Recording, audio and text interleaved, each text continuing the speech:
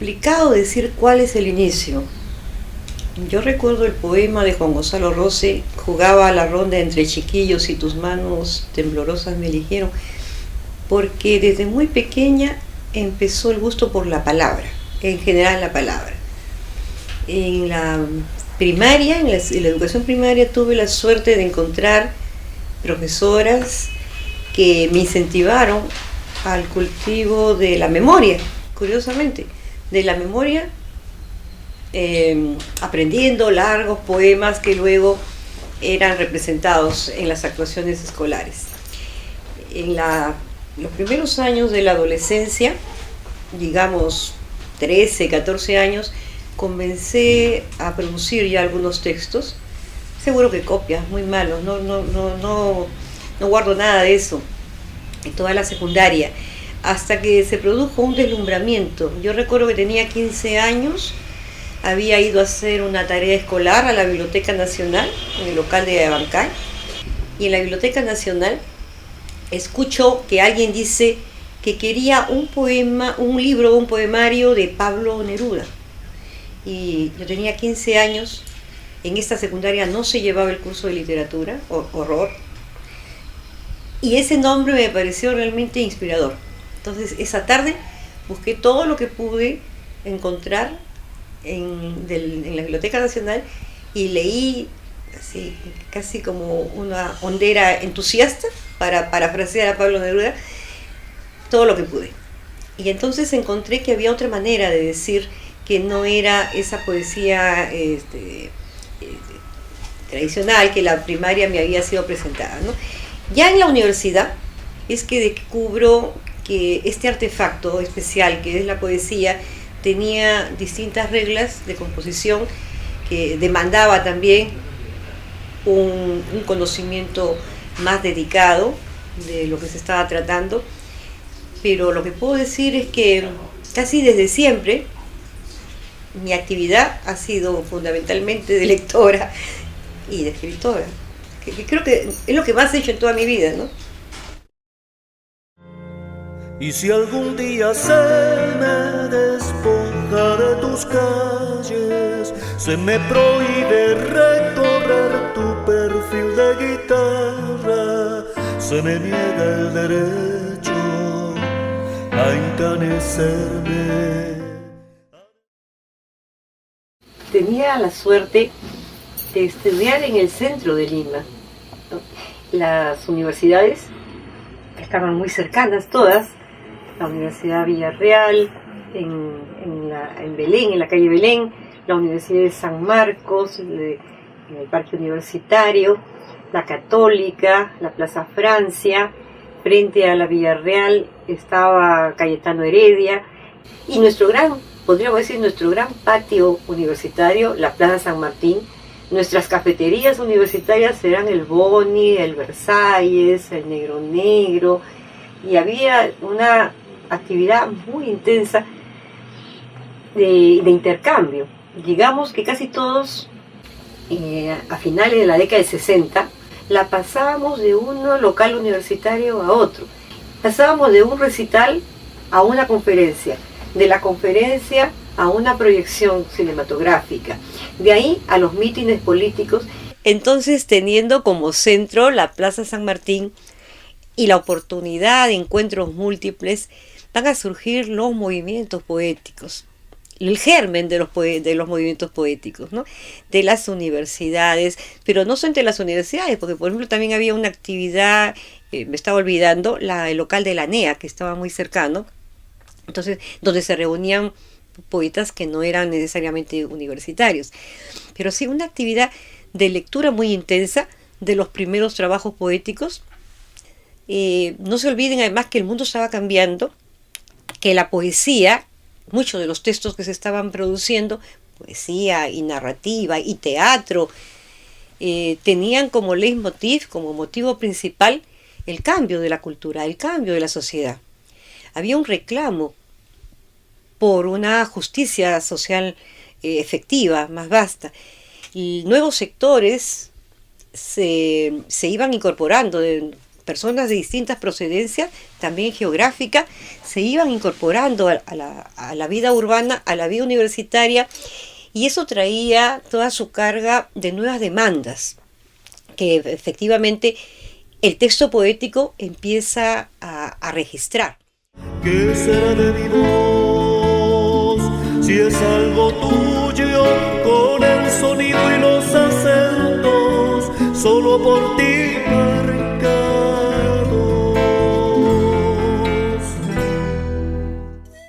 No es un escape la poesía, y para mí es el centro. Yo lo dije hace poco, ¿no? Es un proyecto de vida desde muy joven asumido y que me define.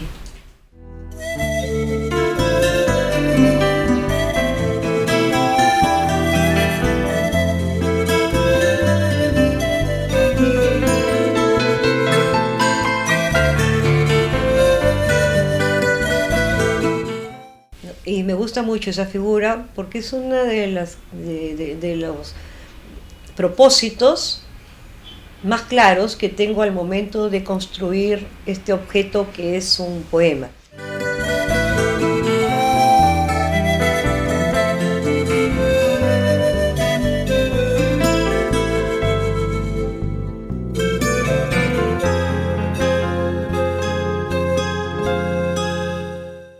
El poema es un artefacto, es un objeto estético al que hay que dotar de ciertas características para hacerlo expresar de la mejor forma.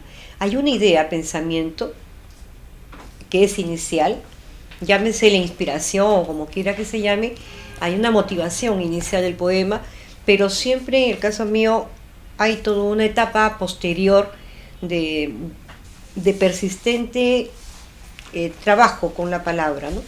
Buscando aquello que lo cargue de sugerencia. ¿De qué color se tornará mi piel que no es de otro? Que el que le da tu tierra. La docencia universitaria me brinda una serie de posibilidades. La primera, ganarme la vida de la mejor forma. Y por otro lado, poder estar en contacto con la emoción humana. La docencia universitaria.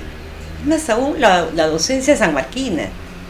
Yo tengo una enorme felicidad cada vez que entro a un aula sanmarquina porque estoy consciente que estoy trabajando con la élite, ¿no? de los estudiantes universitarios, a los que se menciona que soy recta, que soy firme. Y yo creo que años después los egresados agradecen precisamente esa rectitud, esa firmeza, que nace de una convicción, procedencias sociales diversas, pero a veces en desventaja en tipo económico, ¿no? En el aspecto económico, pero un gran talento. Y entonces hay que saber, creo, intento hacerlo, ¿no? Extraer lo mejor de ese talento. Pero la docencia universitaria y la poesía, en mi caso, están permanentemente en contacto. Los que han sido mis alumnos también podrán dar testimonio de la cantidad de oportunidades en las que al menor pretexto, a la menor ocasión, encuentro el pretexto para ponerlos en contacto no solamente con la poesía, sino también con la música, con la pintura y con las manifestaciones más altas del espíritu y de la creación humana. Y para mí eso es muy satisfactorio, porque generalmente encuentro mucha recepción. San Marcos me ha significado todos estos años un enriquecimiento permanente. Las posibilidades de libertad intelectual con las que nosotros podemos trabajar en San Marcos son inmejorables. No dejes que mi voz se consume en otro llanto, que el viento norte no destruya nuestra melodía, sonora y silenciosa, patria. Como lo dije al empezar, yo no pertenecí a ningún grupo, pero estuve muy cerca del nacimiento de todos estos grupos que luego en los años 70 y en los años 80 conformaron ya la poesía peruana con una marca generacional muy fuerte. Grupos como Gleba, como Nueva Humanidad, más o menos un grupo, pero que dio como resultado una revista que yo dirigí, que fue Páramo, y que son los antecedentes de lo que luego sería, coronando esta etapa, el grupo Hora Cero o la presencia de Hora Cero. Lima estaba cambiando por la incursión, por la llegada de muchas personas procedentes de todos los lugares del país. El mundo estaba cambiando porque había toda una necesidad de renovación, las demandas anticolonialistas eran poderosas, y entonces en ese marco se dan los primeros años de mi poesía. Posteriormente los 80 estarán marcados por la violencia política y los años siguientes, lamentablemente, por la cerrazón de una dictadura infame y oprobiosa, y los últimos años esta interrogante sobre el futuro. En los últimos meses o en el último mes la interrogante continúa, pero con una marcada sensación de esperanza que personalmente comparto, que las cosas pueden hacerse de otra manera y que la intervención de las personas, artistas o no, será fundamental.